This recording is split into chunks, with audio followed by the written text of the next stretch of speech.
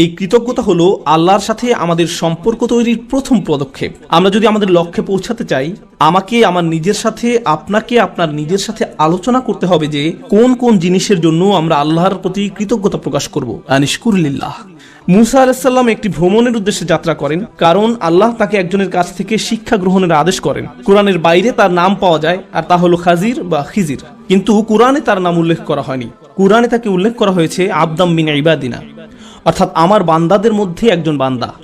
অতীতে বহু নবীর আগমন ঘটেছে, যেমন বনী ইসরাইলদের একটি ঘটনা ইঙ্গিত করে কোরআনে বলা হয়েছে, ইয ক্বালু লিনাবিয়্যিল্লাহুম ইবআস লানা মালিকান, যখন তারা বলেছে নিজেদের নবীর কাছে যে আমাদের জন্য একজন বাদশা নির্ধারণ করে দেন।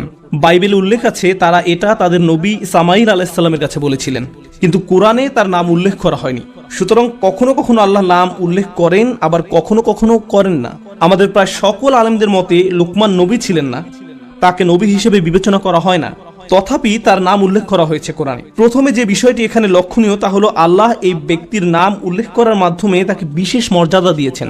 রাসূলুল্লাহ সাল্লাল্লাহু আলাইহি সাল্লামের জীবনে এমন অনেক ঘটনা রয়েছে যেখানে আল্লাহ কোনো কোনো ক্ষেত্রে সাহাবীদের নাম উল্লেখ না করেই ওই ঘটনার বর্ণনা দিয়েছেন।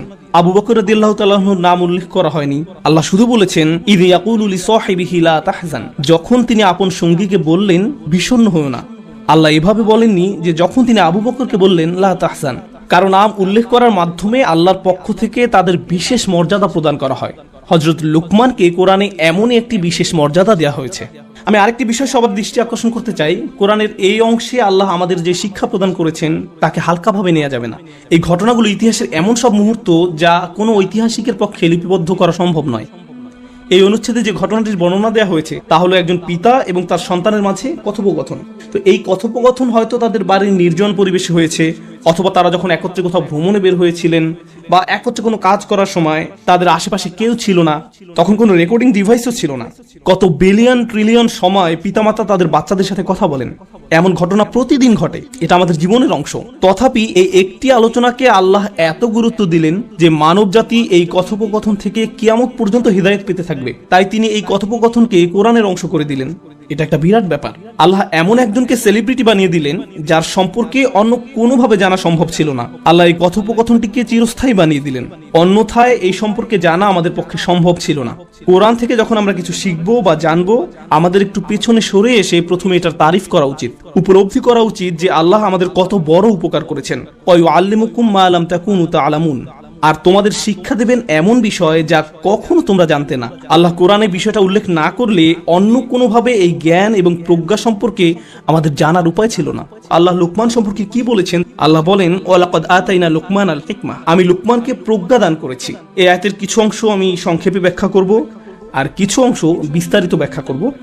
একটি বা দুইটি প্রসঙ্গ নিয়ে কথা বলবো। যদি সম্পূর্ণ আয়াত নিয়ে কথা বলতে যাই তাহলে আমাদেরকে এখানে অনেক বেশি সময় থাকতে হবে। যাই হোক, আল্লাহ বলেছেন তিনি তাকে প্রজ্ঞা দান করেছেন। আরবি ভাষায় প্রজ্ঞা বলতে আসলে কি বোঝায়? আল ইলমুন নাফিউন ওয়াল আমালু বিহি, অর্থাৎ এমন উপকারী জ্ঞান যা অনুযায়ী কাজ করা হয়। তাই আপনার অনেক জ্ঞান থাকার মানে এই নয় যে আপনার অনেক প্রজ্ঞাও রয়েছে। এর মানে হলো আপনার অনেক ইলম রয়েছে, প্রজ্ঞা নয়। প্রজ্ঞা বলতে আসলে অন্য কিছু বোঝায়। প্রজ্ঞা বলতে এটাও বোঝায় না যে আপনি যখন অনেক কবিতার উদ্ধৃতি দিতে পারেন বা এমন জ্ঞানগর্ভ কথা বলেন যা শুনে লোকজন বলে উঠে বাহ। ক্লাসিক্যাল আরবির সংজ্ঞা অনুযায়ী হিকমা বলতে এটা বোঝায় না। হিকমা বা প্রজ্ঞা হলো সত্যটাকে গভীরভাবে জানা এবং সে অনুযায়ী জীবনযাপন করা। অতীতের মানুষ হিকমা বলতে এটাই বুঝতেন। ইমাম শাফিঈ রাহমাতুল্লাহ আলাইহি ওয়ায়ুআল্লিমুহুমুল কিতাব ওয়াল হিকমা, তিনি তাদেরকে বই এবং হিকমা শিক্ষাদান করেছেন। তিনি এই আয়াতে হিকমা বলতে রাসূল সাল্লাল্লাহু আলাইহি সাল্লামের সুন্নাহকে বোঝাতেন, কারণ সুন্নাহ হলো কোরআনের জ্ঞানের বাস্তব প্রয়োগ। তাই তিনি এই কানেকশনটি সহজেই বুঝতে পারলেন, আর তাই তার মতে হিকমা হলো সুন্নাহ। যাই হোক, আল্লাহ বলেন আমি লোকমানকে প্রজ্ঞা দান করেছি। তার যে শুধু জ্ঞান ছিল তা নয়, তিনি সে অনুযায়ী তার জীবনও পরিচালনা করতেন। এরপর আল্লাহ এই মানুষটির সম্পূর্ণ জীবনের একটি সারাংশ তুলে ধরেন, অর্থাৎ একজন মানুষের উপকারী জ্ঞান থাকার মানে কি? এই সব কিছুর সারাংশ হলো আনিশকুরুলিল্লাহ, আল্লাহর প্রতি কৃতজ্ঞ হও। আরবি বাক্যের ধরন অনুযায়ী বাক্যটি এমন হওয়ার কথা ছিল ওয়ালাকাদ আতাইনা লুকমান আল হিকমা আন ইয়াশকুরা লিল্লাহ, কিন্তু এখানে আনিশকুরুলিল্লাহ বলে আমর বা আদেশের দিকে তাৎক্ষণিক প্রত্যাবর্তন করা হয়েছে, আল্লাহর প্রতি কৃতজ্ঞ হও। যেন এখানে একটি আদেশ দেওয়া হয়েছে, অর্থাৎ লোকমান এমন একটি জীবন অতিবাহিত করেছেন যেখানে তিনি বারবার নিজেকেই নিজে বলেছেন আল্লাহর প্রতি কৃতজ্ঞ হও। আল্লাহর প্রতি কৃতজ্ঞ হও। আল্লাহ তাকে এমন প্রজ্ঞা দিয়েছেন যে তিনি নিজেই নিজেকে বলতেন আল্লাহর প্রতি কৃতজ্ঞ হও। বাক্যটি আদেশ সূচক। যারা নাহু জানেন তাদের জন্য বলছি, এটা গুরুত্বপূর্ণ। কেননা আমরা জীবনে এমন পরিস্থিতিতে পড়তে পারি যখন আমরা শুধু আমাদের সামনের সমস্যাগুলোর দিকেই তাকাবো। আল্লাহ বলেন, লাকাদ খালাকনাল ইনসানা ফি কাবাদ। আল্লাহ মানুষকে সমস্যা, চাপ, হতাশা, উদ্বেগের মধ্যে নিমজ্জিত করেই সৃষ্টি করেছেন। আমাদের চারপাশ সমস্যায় পরিপূর্ণ। আর যখন আমরা এরকম সমস্যায় পড়ি, তখন আমাদের সম্মুখের নেতিবাচক বিষয়গুলো নিয়ে আমরা আচ্ছন্ন হয়ে পড়ি। ঠিক সে সময় কৃতজ্ঞ হওয়ার মতো কোনো কিছু আমরা খুঁজেই পাই না। এটা অসম্ভব হয়ে পড়ে। নেতিবাচক বিষয়গুলো নিয়ে আচ্ছন্ন থেকে একই সময়ে আপনার পক্ষে কৃতজ্ঞ হওয়া একেবারে অসম্ভব। এই দুইটা বিষয় একসাথে অবস্থান করতে পারে না। আপনি কেবল তখনই কৃতজ্ঞ হন যখন আপনার জীবনে ভালো কিছু ঘটে, বা আপনি বুঝতে পারছেন যে ভালো কিছু ঘটতে যাচ্ছে। যেমন কেউ কিছু উপহার দিলে বলেন ধন্যবাদ, সহজ বিষয়, কঠিন কিছু না। তো লুকমান আলাইহিস সালাম সবসময় নিজেকে এভাবে বুঝাতেন যে আমার চারপাশের পরিবেশ পরিস্থিতি যাই হোক না কেন, আমাকে আমার জীবনের দিকে তাকিয়ে দেখতে হবে এই মুহূর্তে আমি কোন জিনিসের জন্য কৃতজ্ঞ থাকব। আল্লাহ আযজা ওয়া জাল্লা আমাদের বলছেন, ইন্নাল ইনসানা লাযালুমুন কাফফার। নিশ্চয়ই মানুষ অত্যন্ত অন্যায়কারী, অকৃতজ্ঞ। কোন দিক থেকে আমরা চরম অকৃতজ্ঞ? আমরা সর্বাবস্থায় অভিযোগ করার কোনো না কোনো একটা কারণ খুঁজে পাই সব সময়। কেউ যদি জিজ্ঞেস করে, ভাই কি নিয়ে চিন্তা করছেন এখন? না না ভাই, কিছু নিয়ে চিন্তা করছি না, সব ঠিক আছে। আর সমস্যা নেই, আপনি আমাকে বলতে পারেন। ঠিক আছে, শোনো তাহলে, বর্তমানে আমি অমুক অমুক অমুক অমুক সমস্যা জর্জরিত। এভাবে আপনার সমস্যাগুলোর একটা বিশাল লিস্ট ধরে দিবেন তাকে। যেমন এখানকার পরিবেশ মারাত্মক গরম, আমি ক্যালিফোর্নিয়াতে বাস করতাম, এখন টেক্সাসের আবহাওয়া খুবই গরম, টাকার সমস্যা, স্বাস্থ্যকেন্দ্রিক সমস্যা, ব্যক্তিগত সমস্যা, শিক্ষা চাকরি এই নিয়ে সমস্যা, এভাবে নানান রকমের সমস্যার কথা আমরা তুলে ধরি। এভাবে চিন্তা না করে আপনি যদি একটু থেমে নিজেকে প্রশ্ন করেন, এই মুহূর্তে আমি কোন কোন বিষয়ের জন্য কৃতজ্ঞ থাকতে পারি। এটা আসলে কঠিন একটা অনুশীলন। আমি এই মুহূর্তে কিছুই চিন্তা করতে পারছি না। ইসলাম সম্পর্কে আপনার যতই জ্ঞান থাকুক না কেন, আপনার যত বড় দাড়ি থাকুক না কেন, বা আপনি যত শক্ত হিজাবই পরিধান করেন না কেন, এই কৃতজ্ঞ হওয়ার সাথে আমাদের বাহ্যিক ইসলামের কোনো সম্পর্ক নেই। এর সম্পর্ক আমাদের অন্তরের সাথে। আপনি হয়তো কোরআনে হাফিজ হতে পারি, আমাদের সারা দুনিয়ার সকল জ্ঞান থাকতে পারে, কিন্তু সব সময় নেগেটিভ চিন্তা করার কারণে অন্তর থেকে কৃতজ্ঞতা বোধ হারিয়ে যেতে পারে। চলুন শুকর শব্দটি নিয়ে গভীরভাবে বোঝার চেষ্টা করি। শুকর হামদের চেয়ে ভিন্ন। কোরআন শুরু হয়েছে আলহামদুলিল্লাহ দিয়ে। হামদ শব্দটি দিয়ে দুটি বিষয় বোঝায়, বিষয়টি মনে রাখুন। আমি জানি খুতবায় আমি অনেক কিছু বলি, তার থেকে কিছু বিষয় এখান থেকে চলে যাওয়ার পরেও মনে রাখুন। সেরকম একটা বিষয় হলো, হামদ দিয়ে দুটি বিষয় বোঝায়, প্রশংসা এবং কৃতজ্ঞতা। প্রশংসা এবং কৃতজ্ঞতা এর মানে কি? আপনি যখন পাশ দিয়ে একটি সুন্দর গাড়ি চলে যেতে দেখেন, হয়তো বলে ওঠেন গাড়িটা অনেক সুন্দর। আপনি তো আর গাড়িটার প্রতি কৃতজ্ঞতা প্রকাশ করেন না, আপনি শুধু গাড়িটার প্রশংসা করেন। কিন্তু কেউ যদি আপনাকে সুন্দর একটি গাড়ি উপহার দেয়, তখন কি করেন? তাকে বলেন থ্যাংক ইউ। এর নাম কৃতজ্ঞতা। কখনো কখনো আপনি কৃতজ্ঞ হওয়া ছাড়াও প্রশংসা করতে পারেন, আবার কখনো কখনো আপনি প্রশংসা না করেই কৃতজ্ঞতা প্রকাশ করতে পারেন। এরকমও ঘটে। যেমন ইব্রাহিম আলাইহিস সালাম তার পিতার প্রতি কৃতজ্ঞ ছিলেন, যেহেতু তার পিতা তাকে বড় করেছেন, কিন্তু তার বাবার প্রশংসা করতে যাবেন না, কেননা তার বাবা মূর্তি তৈরি করতেন। প্রশংসা না করেই তার প্রতি কৃতজ্ঞ থাকতে পারেন। মুসা আলাইহিস সালাম ফেরাউনের প্রতি কৃতজ্ঞ ছিলেন, যেহেতু ফেরাউনের ঘরে তিনি বড় হয়েছেন, কিন্তু তার মানে এই নয় যে তিনি ফেরাউনের প্রশংসা করতে যাবেন। যেমন কখনো কাউকে যদি ধন্যবাদ জানান, সে চায় আপনি তার প্রশংসাও করবেন, কিন্তু আল্লাহর সাথে ব্যাপারটা ভিন্ন। আল্লাহর সাথে প্রশংসা এবং কৃতজ্ঞতা সব সময় একত্রে ব্যবহৃত হয়। কিন্তু আজকের আলোচ্য আয়াতগুলো আসলে প্রশংসা সম্পর্কে নয়, কারণ এখানে আনিহমাদ লিল্লাহ বলা হয়নি। খেয়াল করেছেন তো? এখানে বলা হয়েছে আনিশকুর লিল্লাহ, শুধু কৃতজ্ঞতা, জাস্ট কৃতজ্ঞ হওয়া। আমরা আল্লাহর প্রশংসার দিকে যাচ্ছি না। যখন কৃতজ্ঞতা এবং প্রশংসা একত্রিত হয়, তখন আমরা বলি হামদ। এটা আসলে হামদের পূর্বের ধারণা। এই কৃতজ্ঞতা হলো আল্লাহর সাথে আমাদের সম্পর্ক তৈরির প্রথম পদক্ষেপ। আমরা যদি আমাদের লক্ষ্যে পৌঁছাতে চাই, আমাকে আমার নিজের সাথে, আপনাকে আপনার নিজের সাথে আলোচনা করতে হবে যে কোন কোন জিনিসের জন্য আমরা আল্লাহর প্রতি কৃতজ্ঞতা প্রকাশ করব। আনিশকুরুলিল্লাহ। আমি আপনাদের পূর্বেই বলেছিলাম, প্রজ্ঞা মানে শুধু উপকারী জ্ঞান নয়, এটা শুধু উচ্চমানের চিন্তার নাম নয়। এর সম্পর্ক জ্ঞান অনুযায়ী আপনার আচরণ কতটুকু পরিবর্তিত হচ্ছে তার সাথে সম্পর্কযুক্ত। আপনারা সম্ভবত এই কথাটি বহুবার শুনেছেন, গ্লাস কি অর্ধেক খালি নাকি অর্ধেক পূর্ণ? যে সবসময় আল্লাহর প্রশংসা করে, সে অর্ধেক পানি পেয়েই আল্লাহর প্রশংসা করবে। আর যে অকৃতজ্ঞ, সে বলবে গ্লাসটি কেন পরিপূর্ণ না, পানি কেন ঠান্ডা নয়, কেন এই রুমটি এত গরম। অসম্পূর্ণতা নিয়ে সব অভিযোগ। যে আল্লাহর প্রতি কৃতজ্ঞ নয়, তার মনোভঙ্গি এমনই, সে এমন আচরণই রপ্ত করে। তারপর আল্লাহ বলেন, তিনি বলেন ওমা ইয়াশকুর ফা ইন্নামা ইয়াশকুরু লিনাফসিহি, যে কৃতজ্ঞতা প্রকাশ করে, অর্থাৎ শুধু লুকমান আলাইহিস সালাম নয়, যে কেউ কৃতজ্ঞতা প্রকাশ করে সে তা নিজের কল্যাণেই করে। হয় আমি সবসময় লোভী এবং অসুখী, যেমন আমি আমার সম্পর্কগুলো নিয়ে অসুখী, আমার সন্তানদের নিয়ে অসুখী, আমার পিতামাতাকে নিয়ে অসুখী, বন্ধুদের নিয়ে অসুখী, চাকরি নিয়ে অসন্তুষ্ট, যে জামা কাপড়গুলো পরিধান করি তা নিয়ে অসন্তুষ্ট, আমার চেহারা নিয়ে অসন্তুষ্ট, পড়ালেখা নিয়ে অসন্তুষ্ট, আমার সম্পর্কে মানুষের মতামত নিয়ে আমি অসন্তুষ্ট। এভাবে সব সময় আমি কিছু না কিছু নিয়ে অসন্তুষ্ট থাকি। আমি এমনই। আপনার অবস্থা যদি এমন হয়, আপনি সারাক্ষণ যদি বিভিন্ন জিনিস কামনা করতে থাকেন, এই আয়াতটি আমাদের শিক্ষা দিচ্ছে যে আপনি এর মাধ্যমে আসলে নিজেকেই কষ্ট দিচ্ছেন। আপনি নেগেটিভ চিন্তার মাঝে নিজেকে ডুবিয়ে রাখছেন, আর এটা আপনাকে অসার নিস্তেজ বানিয়ে ফেলছে। প্রকৃতপক্ষে কৃতজ্ঞতার জিন্দেগি পরিত্রাণ নিয়ে আসে। এটা আপনাকে নেগেটিভ চিন্তা থেকে মুক্তি দান করে, ফলে আপনি অনেক বেশি কর্মক্ষম থাকেন, সক্রিয় থাকেন। কৃতজ্ঞতা আপনাকে মানসিক শক্তি দান করে, আশাবাদী করে তোলে, উজ্জীবিত করে তোলে। আপনি এমন সব কাজ করতে পারেন যা অন্যথায় সম্ভব হতো না। আমার অভিজ্ঞতা হলো, আশা করি আপনাদের অভিজ্ঞতা এমন নয়, দুর্ভাগ্যক্রমে মুসলিম উম্মাহ হিসেবে আমরা নেতিবাচক চিন্তায় আসক্ত হয়ে পড়েছি। আমরা নেতিবাচকতায় এমন আসক্ত যে কাউকে উম্মার জন্য কিছু করতে দেখলে বলি, কি লাভ এসব করে, কোনো কিছুরই পরিবর্তন হবে না। তার কাজে ভালো কিছু দেখার পরিবর্তে আমরা বলি, আরে ভাই এতে কোনো লাভ হবে না, কোনো লাভ হবে না, অমুক অমুক সমস্যাগুলোর তো কোনো সমাধান হয়নি। ফিরে আসো, আমাদের সাথে নেগেটিভ ক্লাবে যোগ দাও। তুমি এত পজিটিভ চিন্তা কেন করো? অর্থাৎ কাউকে পজিটিভ দেখলে আমাদের কেমন যেন একটা গা জ্বলা করে। জিনিসটা তো এরকম হওয়ার কথা নয়, কেন আমরা তাকে আবার নেগেটিভ জগতে ফিরিয়ে আনছি না? দুঃখজনকভাবে কখনো কখনো এই মনোভাব এমন মানুষদের মাঝে দেখা যায় যাদেরকে আমরা অনুসরণ করি, যেমন পিতামাতা। যখন একজন পিতা সবসময় নেতিবাচক চিন্তা করেন, যখন মা সবসময় নেগেটিভ চিন্তায় ডুবে থাকেন, কিভাবে সেই পরিবারে কৃতজ্ঞ ছেলে মেয়ে বেড়ে উঠবে? তারা যদি আপনাকে সবসময় অভিযোগ করতে দেখে, সব সময় আপনাকে দুঃখ ভারাক্রান্ত দেখে, আপনার বাচ্চারা যদি আপনাকে কখনো কোনো কিছুর জন্য কৃতজ্ঞ হতে না দেখে, কার কাছ থেকে তারা কৃতজ্ঞতা শিখবে? এমন অনেক মুসলিম আমার কাছে আসে যারা নিজেদের ধার্মিক মুসলিম হিসেবে পরিচয় প্রদান করে না। আমি আপনার কিছু ভিডিও দেখেছি, কিন্তু আমি আসলে কখনো মসজিদে যাই না। আমি তখন জিজ্ঞেস করলাম যে কেন আপনি নিজেকে ধার্মিক মুসলিম হিসেবে পরিচয় দেন না? নিজেকে ধার্মিক মুসলিম সমাজের অংশ মনে করতে আপনার দ্বিধা কেন?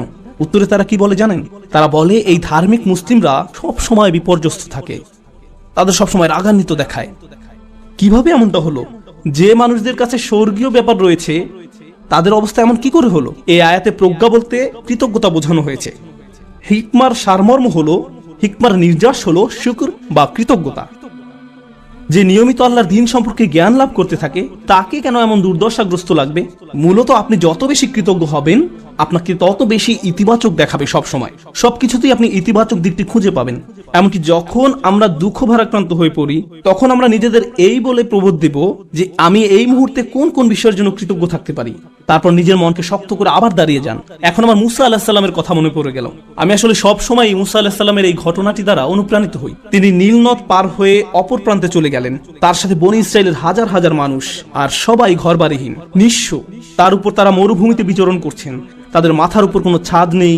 পুরুষ, নারী, শিশু, বৃদ্ধ সবাই হয়তো কষ্টে কান্নাকাটি করছে। আমরা এখন টেক্সাসের 100 ডিগ্রি ফারেনহাইট তাপমাত্রায় 20 মিনিট থাকতে পারি না, বলে উঠি আমাকে এখনই বাসায় যেতে হবে। আর তারা মরুভূমিতে বাস করছেন। এখন মুসা আলাইহিস সালাম তাদেরকে শান্ত করার লক্ষ্যে তাদের উদ্দেশ্যে বক্তব্য দিবেন। তিনি তাদেরকে বললেন, লা ইন শাকারতুম লা আযীদান্নাকুম, যদি তোমরা কৃতজ্ঞ হও আমি তোমাদের বাড়িয়ে দেব। আমি ভেবেছিলাম যে তিনি তাদের ধৈর্য ধরা নিয়ে খুতবা দিবেন, কিন্তু না, তিনি তাদের উদ্দেশ্যে কৃতজ্ঞতা নিয়ে খুতবা দিলেন। কেউ হয়তো বলতে পারে, আরে আমরা কি নিয়ে কৃতজ্ঞ হব? আবহাওয়ার অবস্থা দেখেছো, আমাদের বাচ্চাদের অবস্থা, আমরা ক্ষুধায় কাতর, গায়ের জামাটা ছাড়া আর কোনো জামা নেই, আমাদের কোনো খাবার নেই। কৃতজ্ঞ কিসের জন্য কৃতজ্ঞ হব?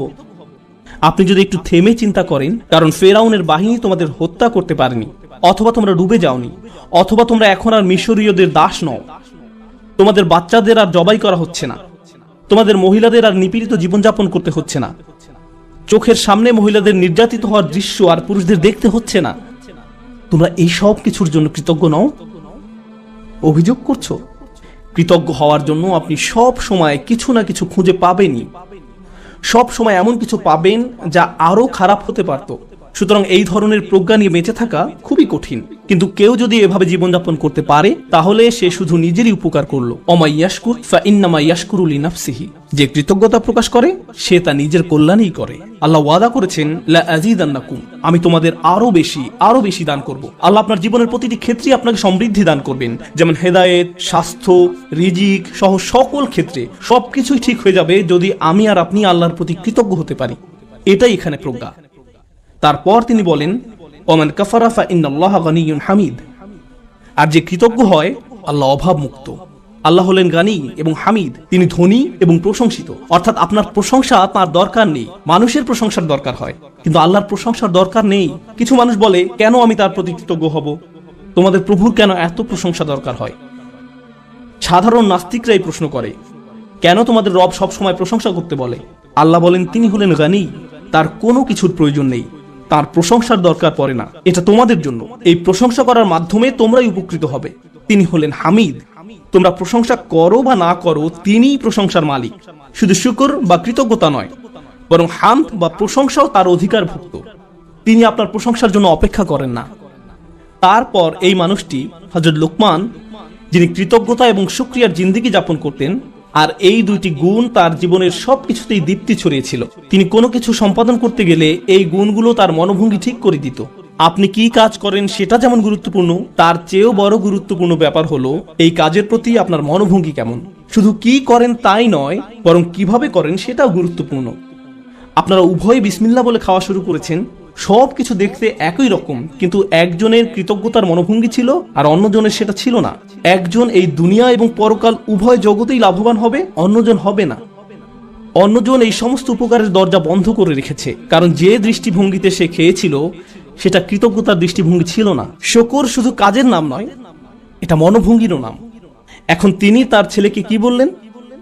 ওয়া ইজ ক্বালা লুকমানু লি ইবনিহি ওয়া হুয়া ইয়াইযুহু, লোকমান যখন উপদেশ দেওয়ার সময় তার ছেলের দিকে ফিরে বললেন, হে আমার ছেলে, আমার প্রিয় সন্তান, লা তুশরিক বিল্লাহ, আল্লাহর সাথে শিরক করো না, আল্লাহর কোনো অংশীদার সাব্যস্ত করো না। কিন্তু আলোচনার সূত্রপাত তো শিরক দিয়ে হয়নি, মূর্তি পূজা নিয়ে তো এই কথাবার্তা শুরু হয়নি। আলোচনা তো ছিল কৃতজ্ঞ হওয়া নিয়ে। আমরা শাব্দিক দৃষ্টিকোণ থেকে একটি বিষয় এখানে শিখছি, শিরক এবং শুকর এর একটি শাব্দিক মিল আছে।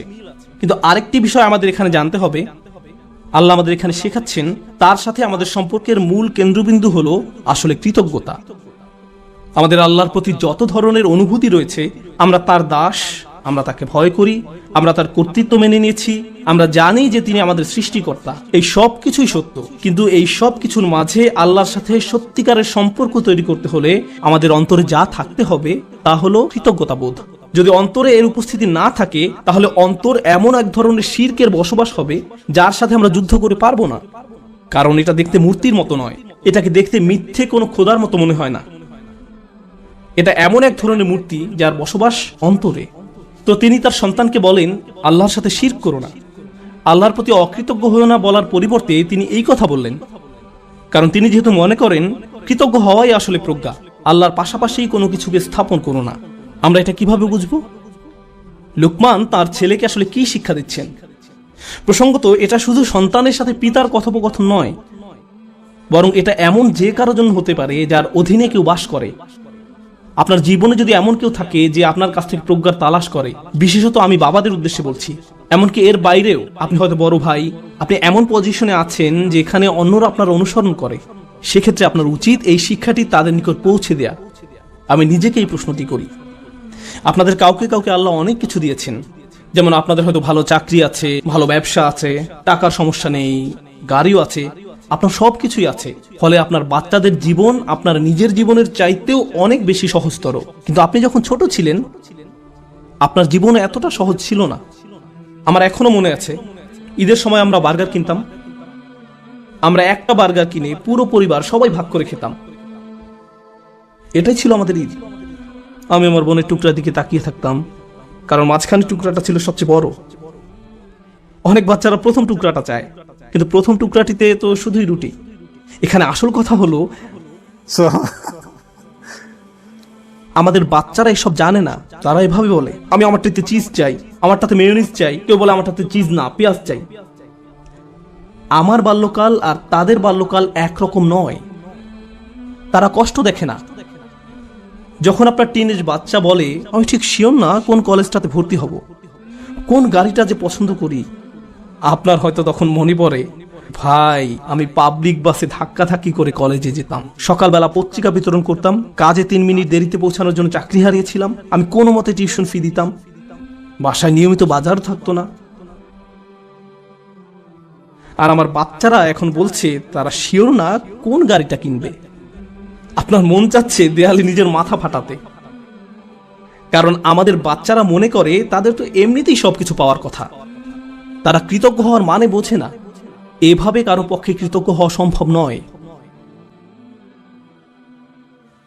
আমাদের উচিত আমাদের বাচ্চাদের টাকার মূল্য শেখানো। তাদেরকে উন্নত জীবন দেওয়ার মানে এই নয় যে তাদেরকে ভালো মানের অ্যাপার্টমেন্ট দিবেন। আপনি হয়তো অতিরিক্ত দিয়ে তাদের ধ্বংস করে দিয়েছেন। আপনার বাসা যদি খেলনায় পরিপূর্ণ থাকে আর তারা শুধু আরো নতুন নতুন খেলনা চায়, 2 দিন আগে কিনে দিয়েছেন সেটা ময়লার বাক্সে, তাহলে এই সব শেখার মানে কি? এই তেলাওয়াতের অর্থ কি? আনিশকুরুলিল্লাহ মানে বাবা হিসাবে আপনাকে কৃতজ্ঞতার জীবনযাপন করতে হবে, এবং আপনি আপনার সন্তানকে কাজের গুরুত্ব বুঝাবেন, রিজিকের গুরুত্ব বুঝাবেন, তাদের যা আছে তার গুরুত্ব বুঝাবেন। তারা যেন যা নেই তা নিয়ে অসন্তুষ্ট হয়ে না থাকে। ঈদের সময় বাচ্চারা ধনী হয়ে যায়। এই সময়টা ছিল আমাদের বাচ্চাদের কৃতজ্ঞতা শেখানোর একটা সুযোগ। কারণ রমজানের আয়াতের শেষে আল্লাহ কি বলেছেন? যেন তোমরা কৃতজ্ঞ হতে পারো। তুমি কত পেয়েছো? তারা একজন আরেকজনকে এভাবে জিজ্ঞেস করে, 2000 টাকা। আমি পেয়েছি মাত্র 1500 টাকা। আমরা দেয়ার পজিশনে নেই, আমরা শুধু নেয়ার মধ্যে আছি। আমরা আমাদের ছেলে মেয়েদের রাক্ষসে পরিণত করে ফেলেছি। তাদেরকে শুধু ভোগ করা শেখাচ্ছি, আর তাদের চাওয়ারও কোনো অন্ত নেই। আর যখন তাদের কোনো দাবি পূরণ করার অবস্থা না থাকে, আমি এমন অনেক পিতামাতার সম্মুখীন হয়েছি যাদের বাচ্চারা তাদের নিকট এভাবে দাবি জানায়, অবশ্যই আমাকে আইফোন কিনে দিতে হবে। পিতা বলে, না, পারবো না। বাচ্চা তখন বলে, তাহলে আমি আত্মহত্যা করব। তাদের তখন আমার কাছে আসতে হয়েছিল। নতুন আইফোন না পাওয়ার কারণে তারা এমন থ্রেট দিচ্ছিল, কিংবা বাসায় ওয়াইফাই নাই এজন্য এমন করছিল। এটা কৃতজ্ঞতার সম্পূর্ণ বিপরীত আচরণ। আর এমন আচরণ হলো আল্লাহর সাথে এক ধরনের শিরক। যখন কৃতজ্ঞতা হারিয়ে যায়, যা বাকি থাকে তা হলো শিরক। আপনি আত্মসমর্পণ করতে চান, যার কথা শুনতে চান, যাকে সন্তুষ্ট করতে চান, সে হলো নিজের ইচ্ছা আকাঙ্ক্ষা, নিজের ভোগ বিলাসিতা, নিজের কামনা বাসনা। বাচ্চারা এইসব জানে না। তাদেরকে দেখিয়ে দিতে হবে, বোঝাতে হবে। আপনি তাদেরকে যা বানান তারা তাই হবে। আমরা তাদের প্রতি এমন অন্যায় আচরণ করতে পারি না। আপনার টাকা আছে বলেই যে তাদের সব দাবি পূরণ করতে হবে এমনটা নয়। অবশ্য বিপরীত অবস্থাও আছে। অনেক পিতামাতা তাদের বাচ্চাদের কিছুই কিনে দেয় না, তারপর তারা এই খুতবা ব্যবহার করে। না, এটা করবেন না। অবতাগী বাইনা যালিকা সাবিলা, মধ্যম পন্থা অবলম্বন করুন। আমি আরেকটা ব্যাপারে দৃষ্টি আকর্ষণ করতে চাই, কারণ বিষয়টা গুরুত্বের দাবি রাখে। আমাদের বাচ্চাদেরকে দায়িত্ববোধ শেখাতে হবে। তারা যখন টিনেজ বয়সে পৌঁছায়, তাদেরকে বাসার ছোটখাটো কিছু কাজ করতে দিন। তাদেরকে বাসার কাজে কিছুটা অবদান রাখতে দিন। তারা যদি এর বিনিময়ে চায়, তাহলে বলুন, তুমিও এই বাসায় থাকো, এখানে ঘুমাও, তোমাকেও কিছুটা দায়িত্ব নিতে হবে। আপনার বাচ্চাদেরকে দায়িত্ববোধ শেখান, কোনো কিছুর বিনিময়ে না, টাকার বিনিময়ে নয়, অথবা মাস শেষে তাদেরকে নতুন গেম কিনে দিবেন বলেও নয়, কোনো কিছুর বিনিময়ে না। যদি আমরা সব সময় এমনটা করি, যদি তাদেরকে শুধু ভোগ করতে শিখাই আর তারা শুধু আপনার নিকট বিনিময় চাইতে থাকে, এটা করলে আমাকে কি দিবা, ওটা করলে আমাকে কি দিবা, যদি আপনার বাচ্চাদের আল্লাহর প্রতি কৃতজ্ঞ হতে না শেখান, তাহলে কিভাবে তারা আপনার প্রতি কৃতজ্ঞ হবে? এই দুইটা বিষয় কি সম্পর্কযুক্ত নয়? আল্লাহ বলছেন, আনিশকুরলি ওয়া ওয়ালিদাই, আমার প্রতি ও তোমার পিতামাতার প্রতি কৃতজ্ঞ হও। এই দুইটা ব্যাপার সম্পর্কযুক্ত। আমরা যদি আমাদের সন্তানদের তাদের যা আছে তার জন্য আল্লাহর প্রতি কৃতজ্ঞ হতে না শেখাই, তাহলে আমি আপনাদের গ্যারান্টি দিয়ে বলছি, তারা স্বাধীন হয়ে যাবে। যখনই তারা স্বনির্ভর হয়ে যাবে, তারা আলাদা হয়ে যাবে। আপনার কলের কোনো জবাব দেবে না, মেসেজের কোনো উত্তর নেই, তারা আপনাকে উপেক্ষা করে, অগ্রাহ্য করে, যখন তখন বাসা থেকে বের হয়ে যায়। আপনি তখন ভাবেন, কি হলো এই বাচ্চার? আমি তার জন্য সব কিছু করলাম, আমি সারা জীবন তোমাকে দিয়ে গেলাম, এখন তুমি আমাকে কিছুই দিচ্ছ না। হ্যাঁ, কারণ এখন আর আমার আপনাকে প্রয়োজন নেই। আপনার কি প্রয়োজন? আর আমি স্বাধীন, ওই লেনদেন তো শেষ হয়ে গেছে, ধন্যবাদ, বাই। এখন আমরা তাজ্জব হয়ে বসে আছি, কিন্তু সম্ভবত আমরাই তাদেরকে নষ্ট করে ফেলেছি। মানে অতি ভালোবাসা দেখিয়ে আমরা তাদের ধ্বংস করে ফেলেছি। ইন্নামা আমওয়ালুকুম ওয়া আওলাদুকুম ফিতনা, আল্লাহ একটি কারণে এই কথা বলেছেন। তোমাদের সম্পদ এবং সন্তান সন্ততি তোমাদের জন্য একটি বড় পরীক্ষা। বিশেষত ছেলে মেয়েদের পেছনে যদি নিয়ন্ত্রিত উপায়ে টাকা পয়সা খরচ করা না হয়, তাহলে তারা বিশাল এক পরীক্ষার বিষয়ে পরিণত হবে। মাঝে মাঝে বাচ্চাদের কোনো কিছু কিনে দেওয়া উত্তম, মাঝে মাঝে তারা যা চায় তা না দেওয়া উত্তম, মাঝে মাঝে তাদের থেকে দূরে সরিয়ে রাখা উত্তম। এটা গুরুত্বপূর্ণ। এটা শুধু পুঁথিগত বিদ্যা নয়, শুধু আলহামদুলিল্লাহ বলা শেখালেই হবে না, এই শিক্ষার উপরে জীবনযাপন করতে হবে। এজন্যই আলোচনাটি শুরু হয়েছে এই বলে, ওয়ালাকাদ আতাইনা লুকমান আল হিকমা, আমি লোকমানকে প্রজ্ঞা শিক্ষা দিয়েছি, বাস্তব জ্ঞান, বাস্তব শিক্ষা। কিভাবে কৃতজ্ঞ থেকে জীবন কাটাতে হবে সেই শিক্ষা। আমাদের বাচ্চারা কতবার তাদের জামা কাপড় ভাঁজ করে, ধৌত করে, আমরা তাদের কিভাবে কৃতজ্ঞতার শিক্ষা দেব যখন তাদের সবকিছু আমরাই করে দেই? মনে হয় যেন ঘরের মধ্যে ছোট ছোট ফেরাউন দৌড়াদৌড়ি করছে আর বলছে আমি সবচেয়ে বড় রব, আনা রাব্বুকুমুল আ'লা। আজ আমি বার্গার খাবো না, পিৎজা খাবো,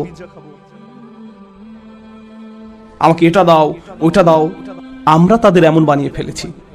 এটা তাদের দোষ নয়। আমাদের সন্তানরা যখন নষ্ট হয়ে যায়, এই জন্য নয় যে তারা শয়তান, এর কারণ হলো আমরা তাদের সঠিক শিক্ষাটা দিচ্ছি না।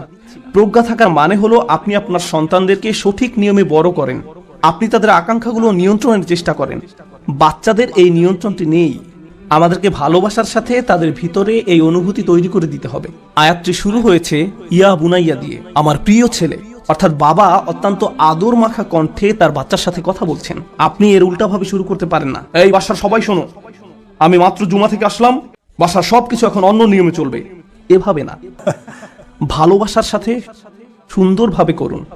তাদের সাথে কথা বলুন, তাদেরকে বুঝান যে তাদের আচরণ পরিবর্তন করতে হবে।